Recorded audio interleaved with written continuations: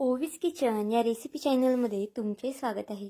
तर आज आपण ना उन्हाळा स्पेशल एक छान अशी रेसिपी पाहणार आहोत. रेसिपी खूप जास्त सोपी आहे आणि तितकीच जास्त पौष्टिकसुद्धा आहे. ही रेसिपी ना तुम्ही आठवड्यातून 2 ते 3 वेळा आरामात कराल, कारण की अगदी बनवायला झटपट आहे आणि खायला म्हणाल ना तर अगदी अप्रतिम लागते. त्यामुळे प्रत्येकाने ही रेसिपी केलीच पाहिजे. तर चला थोडाही वेळ न घालवता लगेच रेसिपीला सुरुवात करूया. आता या रेसिपीसाठी ना बघा इथे एक बीट घेतलेला आहे. आता 1 ते 1.5 बीटाचा इथे मी वापर करणार आहे. आता हा पदार्थ ना मी 2 जणांसाठी करते, त्यानुसार इतकं बीट पुरेसं आहे. पण जर तुम्ही जास्त लोकांसाठी करत असाल ना तर एक 3 ते 4 बीट घेतले तरीसुद्धा चालतील. मुलं इतर वेळेस मुलांना बीट खायला दिले ना तर मुलं बीट खात नाही, पण जर तुम्ही अशा पद्धतीने त्यांना बीट खाऊ घातलं ना तर ते नक्कीच मागून मागून तुमच्याकडून हा पदार्थ खातील. आता सुरुवातीला बीट आपल्याला स्वच्छ असं किसून घ्यायचं आहे. त्याची साल काढून छान असं बीट किसून घेतलेलं आहे पहा. बीट किसायच्या किंवा सोलायच्या अगोदरच आपल्याला धुवून घ्यायचं आहे. बीट सोलायच्या अगोदर धुतलं ना की नंतर त्याचा जो आरक असतो ना तो निघून जात नाही. त्यामुळे बघा बीट सोलायच्याच अगोदर इथे मी धुवून घेतलं आहे आणि बारीक किसणीने किसून घेतलं आहे. तुम्ही नुसतं चिरून सुद्धा बीट इथे घालू शकता, पण जर छान अशा पद्धतीने बीट किसून घातलं ना की त्याचे तुकडे तुकडे वाटल्यानंतर राहत नाही. त्यामुळे बघा शक्यतो बीट किसूनच घाला.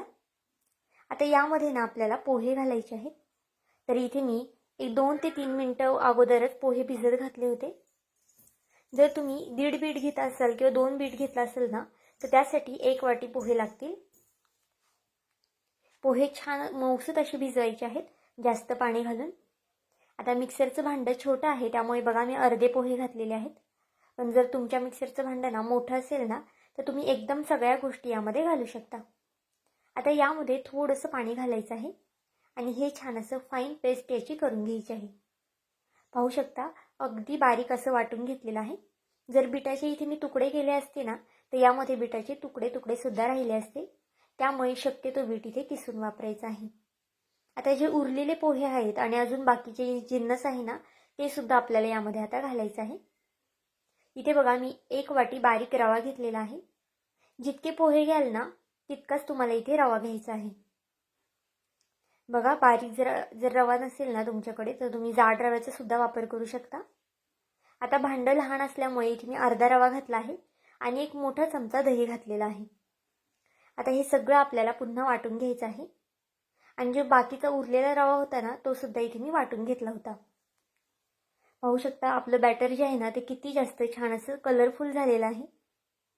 अगदी मस्त असा रंग आलेला आहे बॅटरला.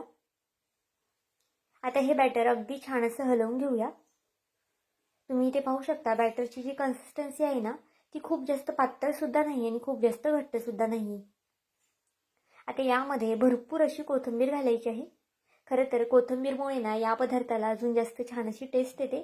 त्यामुळे कोथिंबीर घालताना मात्र चिंगूपणा करू नका.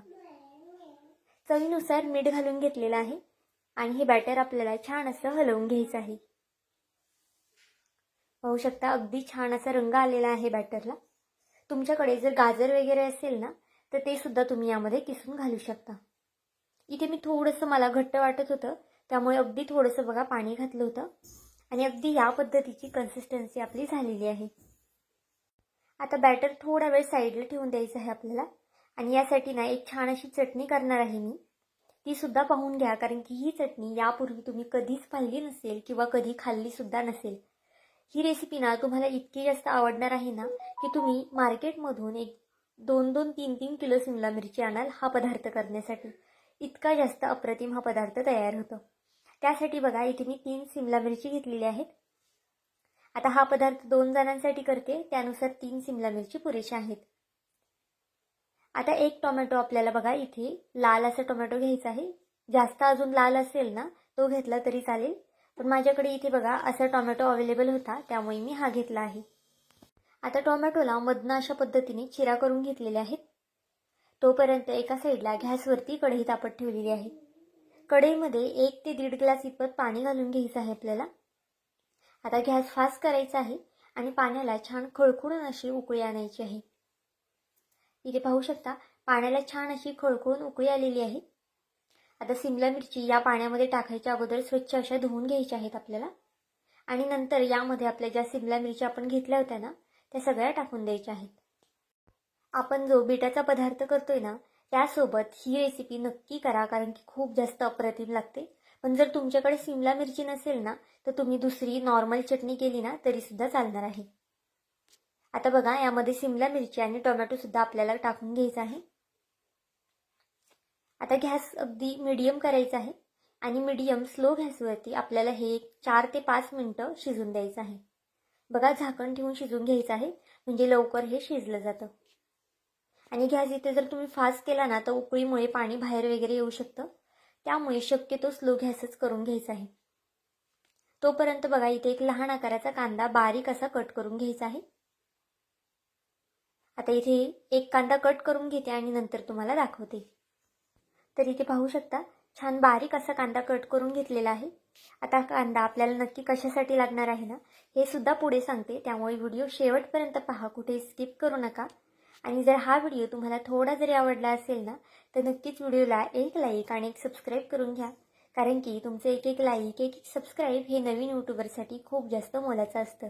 तसाच माझा हा व्हिडिओ तुम्ही कोणत्या देशातून शहरातून पाहत आहात ना हे सुद्धा मला कमेंट करून सांगायला विसरू नका.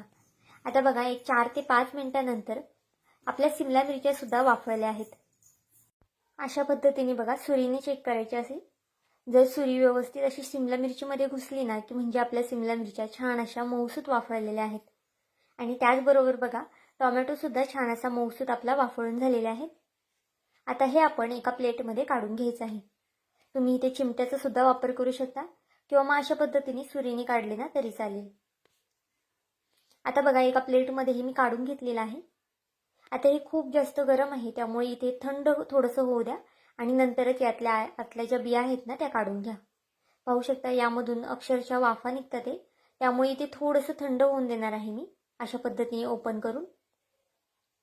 आणि मग नंतर यातल्या ज्या बिया आहेत ना त्या आपल्याला काढून घ्यायच्या आहेत. नक्कीच एकदा ही रेसिपी करून पहा. थोडीशी मोठी आहे पण खायला म्हणाल ना तर अगदी अप्रतिम लागते. पाहुणेरावळे आले ना नाश्त्याला काय बनवायचं सुचत नाही तर हा भन्नाट असा पदार्थ तुम्ही नक्कीच बनवू शकता, कारण की त्यांनी सुद्धा हा पदार्थ कधीच खाल्ला नसणार आहे. आणि जर ते तुमच्याकडे हा पदार्थ खाल्ले ना तर नक्कीच तुमचे भरभरून कौतुकसुद्धा करणार आहे. आणि ही रेसिपीसुद्धा त्यांना रेकमेंड करा, कारण की त्यांनासुद्धा ही रेसिपी खूप जास्त आवडणार आहे. बघा यातल्या आतल्या ज्या बिया आहेत ना त्या सगळ्या काढून घ्यायच्या आहेत. जर तुम्ही बिया तशाच ठेवल्या ना तर आतमध्ये थोडंसं कडवटपणा लागू शकतो, त्यामुळे शक्यतो जेवढ्या बिया आहेत ना तेवढ्या काढून घ्यायच्या आहेत. हा पदार्थ करताना ना थोडंसं जास्त करा, वाढून करा, कारण की तुम्हाला उरणार सुद्धा नाही, इतका जास्त अप्रतिम हा पदार्थ लागणार आहे.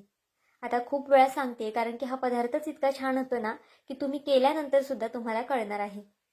बघा सिमला मिरचीच्या सगळ्या बिया काढून घेतलेल्या आहेत. त्याचबरोबर आपल्याला टोमॅटोचे जे साल आहे ना ते सुद्धा काढायचं आहे, म्हणजे अगदी छान असं हे वाटलं जातं. जर तुम्ही साल ठेवलं ना तर त्याची साल जी आहे ना ती पटकनी वाटली जात नाही, त्यामुळे इथे आपल्याला टोमॅटोची सालसुद्धा काढून घ्यायची आहे. आता हे अजूनसुद्धा बऱ्यापैकी गरम आहे, थोडंसं कोमटसर होऊन घेते आणि नंतर हे आपण एका मिक्सरच्या भांड्यामध्ये टाकून घेऊया. बघा सगळी सिमला मिरची आणि टोमॅटो मिक्सरच्या भांड्यामध्ये आपण टाकून घेतलेलं आहे. आता हे आपल्याला छान असं बारीक वाटून घ्यायचं आहे. बघा पाणी वगैरे न टाकता छान बारीक वाटून घ्यायचं आहे, कारण की सिमला मिरचीला सुद्धा बऱ्यापैकी पाणी असतं आणि आपण जर टोमॅटो टाकलाय ना त्यामध्ये सुद्धा बऱ्यापैकी पाणी असतं, त्यामुळे पाणी वगैरे टाकायचं नाही वाटताना आणि अगदी छान असं बारीक वाटून घ्यायचं आहे. थोडंफार जाडसर राहिलं तरीसुद्धा चालेल. आता एका गॅसवरती कढई तापत ठेवली आहे. कढईमध्ये 2 पळ्या इतपत तेल घालून घ्यायचं आहे. तेल तापलं की त्यामध्ये 1 चमचा मोहरी 1 चमचा जिरं घालायचं आहे. त्याचबरोबर 1 चमचा पांढरे तीळ घालायचे आहेत. पांढरे तिळामुळे ना या रेसिपीला अजून जास्त छान टेस्ट येते, त्यामुळे असेल तर आवर्जून घाला. लसूण घातला आहे भरपूर असं चिरून, तुम्ही इथे लसूण ठेचून सुद्धा घालू शकता, पण चिरून घातला ना म्हणजे मग दाताखाली वगैरे येत नाही आणि छान असा तो एक जीव होतो यामध्ये. आता हे छान असं तेलावरती परतून घ्यायचं आहे फोडणी. आता यामध्ये आपल्याला बारीक चिरून घेतलेली कोथिंबीर घालायची आहे. अशा पद्धतीने फोडणीला कोथिंबीर घातली ना त्या कोथिंबीरची जी टेस्ट आहे ना ती खूप जास्त छान लागते. आता जो कट करून घेतलेला कांदा होता ना तो यामध्ये आपण घालून घेऊया आणि कांदासुद्धा फास्ट गॅसवरती छान असा परतून घ्यायचा आहे. पाहू शकता गॅस फास्ट केलेला आहे आणि छान असा हा कांदा परतून घेणार आहे मी. ह्या फोडणीचा जो वास आहे ना अगदी खमंग आणि छान असा वास येतो या फोडणीचा. पाहू शकता कांदा थोडासा परतत आलेला आहे. खूप जास्त सुद्धा गोल्डन असा आपल्याला कांदा करायचा नाही, इतकाच कांदा आपल्याला परतून घ्यायचा आहे. आता यामध्ये अगदी बेसिक मसाले घालायचे आहे. जास्तीचे कोणतेही मसाले यामध्ये आपण वापरलेले नाहीत. अर्धा चमचा हळद घातलेली आहे. 1 ते 1.5 चमचा लाल तिखट घातलेला आहे. तिखट इथे तुम्ही तुमच्या आवडीनुसार कमी जास्त करू शकता. 1 ते 1.5 चमचा इथे मी जी आपली बेडगी मिरची असते ना ती घातलेली आहे. याने या चटणीला ना रंग खूप छान येतो, त्यामुळे आवर्जून घाला. 1 चमचा पावभाजी मसाला घातलेला आहे. आता हे छान असे मसाले तेलावरती परतून घ्यायचे आहेत. फक्त गॅस फास्ट जास्त करायचा नाही. जर तुम्ही खूप जास्त फास्ट गॅस केला ना तर मग मसाले खाली करपू शकतात. आता जी आपण सिमला मिरची आणि टोमॅटोची पेस्ट करून घेतली होती ना ती यामध्ये घालून घेऊया. आता बघा हे छान असं तेलावरती परतून घ्यायचे आहे. या चटणीचा रंग पाहू शकता किती जास्त सुरेख असा चटणीचा रंग आलेला आहे. तुम्ही ही चटणी ना चपातीसोबत सुद्धा खाऊ शकता किंवा मग भाताबरोबर सुद्धा खाऊ शकता, डब्यासाठी सुद्धा देऊ शकता आणि कधीही ऐन वेळी सुद्धा ही चटणी तुम्ही बनवू शकता. ज्यांना सिमला मिरची आवडत नाही ना त्यांच्यासाठी तर खरंच खूप जास्त खास अशी ही रेसिपी आहे, कारण की त्यांना कळणार सुद्धा नाही की यामध्ये सिमला मिरची आहे ती. आता चवीनुसार मीठ सुद्धा घातलेलं आहे आणि ही चटणी छान अशी मिक्स करून घेऊया. आता झाकण ठेवून एकदम बारीक गॅसवरती आपल्याला एक 3 ते 4 मिनिटासाठी ही चटणी छान अशी होऊन द्यायची आहे. मध्ये आधी बघा इथे मी हलवून घेतलं होतं आणि 3 ते 4 मिनिटासाठी छान अशी या चटणीला वाफ काढून घेतलेली आहे. पाहू शकता आपल्या चटणीला तेल सुद्धा छान सुटलेलं आहे आणि अगदी चमचमीत चटपटीत अशी ही चटणी तयार झालेली आहे. या चटणीमध्ये ना तुम्ही लिंबू सुद्धा पिळू शकता, म्हणजे खायला अजून जास्त अप्रतिम लागणार आहे. नक्कीच एकदा अशा पद्धतीची चटणी करून पहा. आता यावरती भरपूर अशी कोथिंबीर घालूया आणि गॅस बंद करून ठेवूया. तोपर्यंत आपलं जे बॅटर आहे ना, जे आपण बिटाचं बॅटर करून ठेवलं होतं ते सुद्धा अगदी छान असं फुललेलं आहे. अगदी छान फर्मेंट झालेलं आहे. अगदी 6 ते 7 मिनिटं लागतात बिटाचं बॅटर फुलायला. जर तुमच्याकडे खूप जास्त वेळ नसेल ना तर तुम्ही त्याचे लगेच सुद्धा डोसे करू शकता किंवा मग वेळ असेल तर एक 5 ते 6 मिनिटं हे बॅटर फुलायला ठेवून द्या. आता यामध्ये ना आपण इनो घालून घेऊया. बघा अगदी अर्धा चमचा इतपत इनो घातलेला आहे. जास्त सुद्धा इनोचा वापर करायचा नाही. जर तुमच्याकडे इनो नसेल तर त्याऐवजी खायचा सोडा वापरा. त्याने सुद्धा या बॅटरला अगदी छान अशी जाळी पडते आणि छान बॅटर फुलतं सुद्धा. बघा इनो घातल्यानंतर छान असं हलवून घ्यायचं आहे. अगदी खूप जास्त सुद्धा हलवायचं नाही, फक्त आपल्याला एक 10 ते 20 सेकंद हे हलवून घ्यायचं आहे. अगदी खूप जास्त सुद्धा हलवून नाही घ्यायचं, थोडंसंच आपल्याला हे मिक्स करून घ्यायचं आहे. पाहू शकता अगदी छान असं बॅटर झालेलं आहे आपलं आणि याला बबल सुद्धा छान आलेले आहेत, म्हणजे जे आपण डोसे किंवा मग आप्पे करणार आहोत ना त्याला सुद्धा छान जाळी पडते. आता इथे ना आपण याचे डोसे करणार आहोत, पण तुम्ही हेच पीठ वापरून आप्पे सुद्धा करू शकता, कारण की आप्पे सुद्धा अगदी छान होतात, जाळीदार होतात आणि खायला सुद्धा तितकेच जास्त टेस्टी लागतात. आता बघा पॅनला थोडंसं तेल लावून घेतलं आहे. तेलाऐवजी तुम्ही इथे बटरचा वापर करू शकता किंवा मग तूपचा वापर केला ना तुपाचा तरी चालेल. आता हे बॅटर आपल्याला यामध्ये घालून घ्यायचं आहे आणि जास्त सुद्धा पसरवायचं नाही. बघा अगदी थोडंसं जाडसरच ठेवायचं आहे आपल्याला. जर तुम्ही खूप जास्त पातळ पसरवलं ना तर मग हे खायला इतकं छान लागत नाही. जर अगदी अशा पद्धतीने जाड पसरवलं ना तर अगदी मऊसूत आणि छान फ्लफी होतात हे डोसे. आता झाकण ठेवून बघा हे 1 ते 2 मिनिटासाठी याला वाफ काढून घेऊया. हे डोसे व्हायला ना खरं तर 2 ते 2.5 मिनिटं लागतात, खूप जास्त सुद्धा वेळ लागत नाही. पाहू शकता याची जाळी तुम्ही इथे पाहू शकता किती छान अशी जाळी पडलेली आहे. नक्कीच एकदा हे डोसे करून पहा, तुम्हाला खूप जास्त आवडणार आहे आणि पौष्टिक सुद्धा आहे मुलांसाठी. आता वरनं थोडंसं तेल लावून घेऊया आणि एक साईड याची पलटी करून घेऊया. बघा पॅनला सुद्धा अजिबातच खाली चिकटलं वगैरे नाही. तुम्ही हे डोसे ना तव्यावरती सुद्धा करू शकता, पण तव्यावरती शक्यतो थोडंफार चिटकू शकतं, त्यामुळे शक्यतो पॅनवरतीच करा. बघा खालच्या साईडनी सुद्धा छान अशी जाळी पडलेली आहे याला. आता दोन्ही साईडने छान खरपूस रंग येतोपर्यंत हे होऊन दिलेलं आहे आणि मस्त असे हे आपले आप्याचे डोसे तयार झालेले आहेत.